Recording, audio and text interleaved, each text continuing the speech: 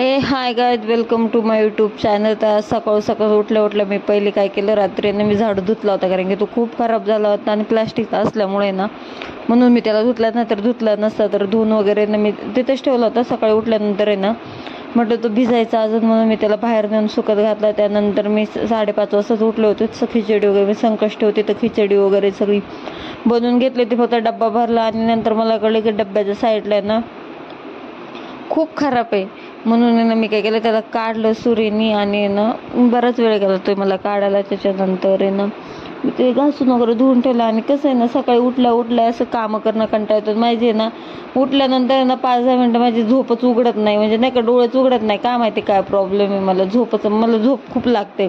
तर त्यानंतर मी थोडासा चहा ठेवला, दूध होतं तर म्हणते चहा ठेवा, एक थोडीशी साखर. आणि चहा मला एवढा गोड आवडतो ना, मी काही कपा वगैरे नाही ना चहाला साखर टाकत नाही, डायरेक्ट मी म्हणजे नाही का ते झाकणामध्ये घेते आणि टाकून देते.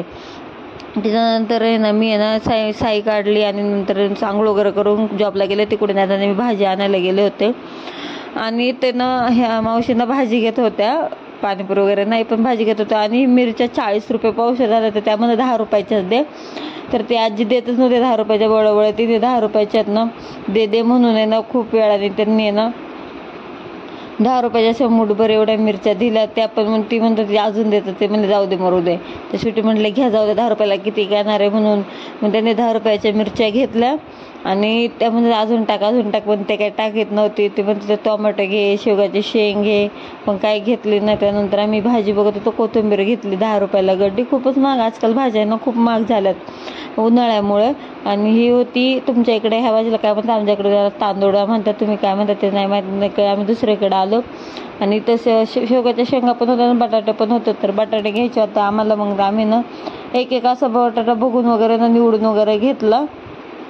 असे काळे डाग झालेले पण होते आणि रस्त्याने व्हिडिओ शूट करता येत नाही, लाज वाटते व्हिडिओ शूट करायला.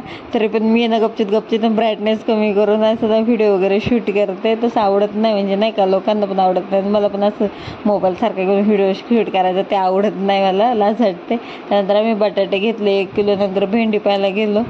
भेंडी पण त्या मावशी तसं बारीकच घ्यायची. मग ना एक भेंडी आम्ही अशा नाही का दाबून काढले, कारण की कडक नको यायला ना. अशा प्रकारे माझा ब्लॉग आहे ना कंप्लीट झाला. बाय.